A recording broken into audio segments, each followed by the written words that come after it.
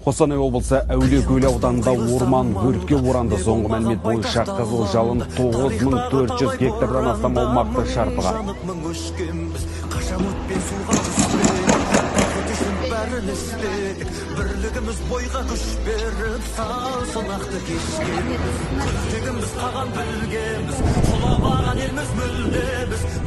Бірнеше ауыл оттың ортасында қалды.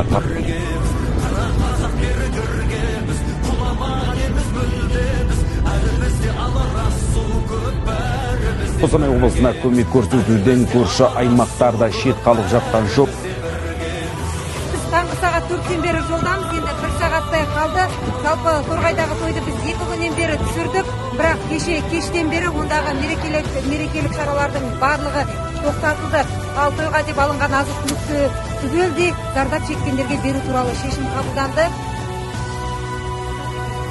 Жауға мұқтаждық қолламай, аштықтан да өттік жыламай, бәйтерек биік сұламай ма. Өртте өкінішке қарай 86 жастағы тұрғын қаза тапты. Құтқарушылар марқұмның денесін Аманқарағай ауылындағы қираған үйлердің астынан бүгін таңертең алып шықты.